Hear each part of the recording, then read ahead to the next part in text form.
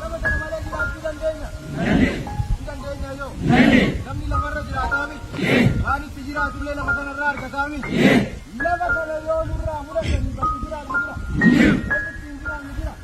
Akka namaatti kabajaa qabaanna. Hin qabaannu kanaaf falmachuun nurra jiraata. Lafa maaliin tiksa? Lafeen tiksa. Lafa maaliin tiksan ittiin hin jedhu? Lafeen tiksa. Lafeen tiksan gaafa ittiin jedhu biyyoo keenya keessa albuuda jira, warqii jira. Manni warra keenya albuudarra dhaabbatee jira, warqii dhaabbatee jira.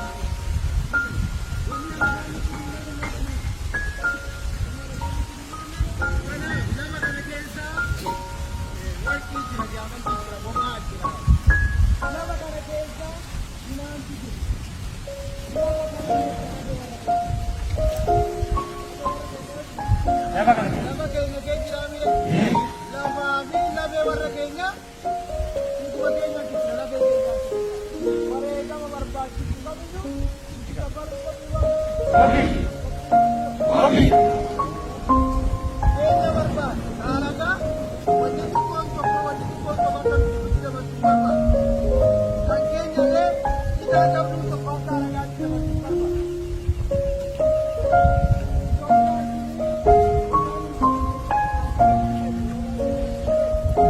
Warri Itoophiyaa irra jiran kuni Oromoon kun danda'anaa jiru. Waaqan kun kennee warri kun garbicha keenya akka dhuunfaa jedhamanii akka nuti argamu waan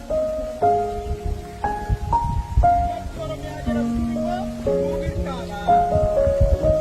Itoophiyaan kan keenya, Oromiyaan kan keenyaan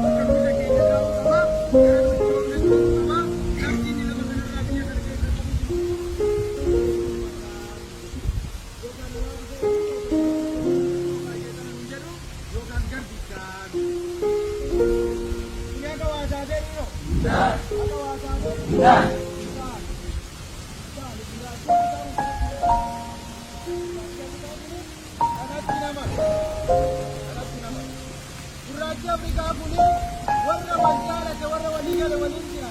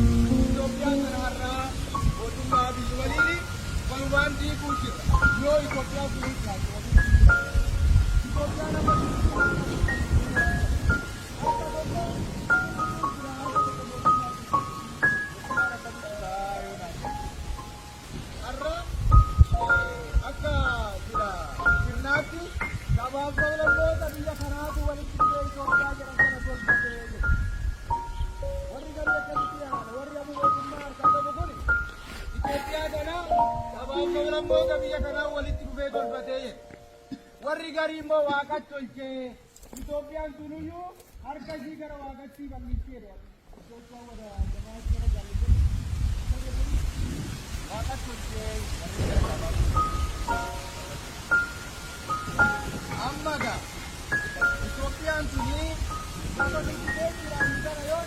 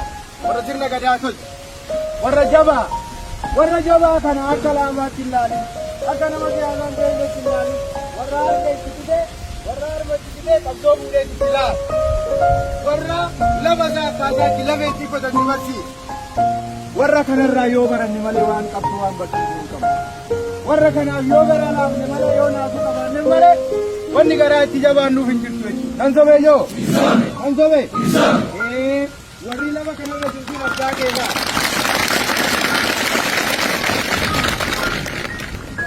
kanaaf nama keenya irratti nama keenya ni ijaarra nama keenya irratti ummata keenya kana ni ijaarra saba keenya kana ni ijaarra saba ijaarre kana humna taasifna humna qabnuun diina nama keenya irraa qulqulleessine biyya keenya ijaarrachuu namoonni duubatti jira filannoon jirti miti abileen jirti miti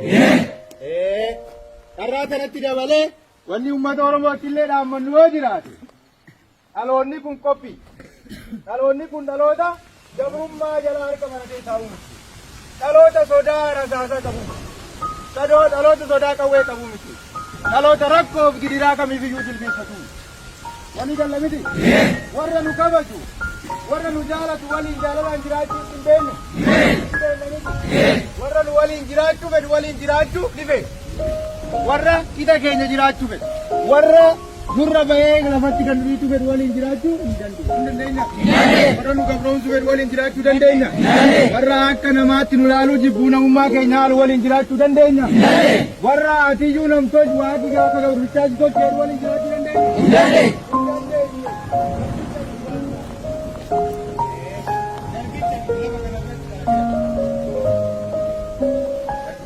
kanaaf ummata keenya ka biyya keessaallee ka biyya alaallee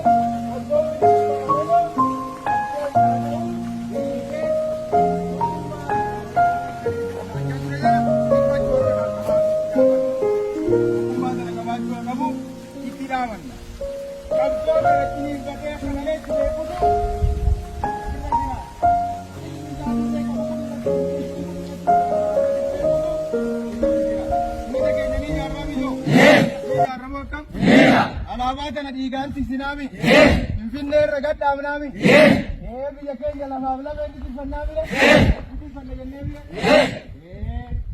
imaana warra sanaa wal manni keenyaami gadaa keessatti waan kalee dhabne sana sirna gadaa san deebifnee gadhaabuu dandeenyaami warra sana kaayyoon teenya alaabuma tana jala jirti kaayyoon teenya alaabaa tana jala jirti alaabaan sun waan hundaaf waan qabdoo bilisummaa Oromoo alaabaa tana jabeeffachuun barbaachisa.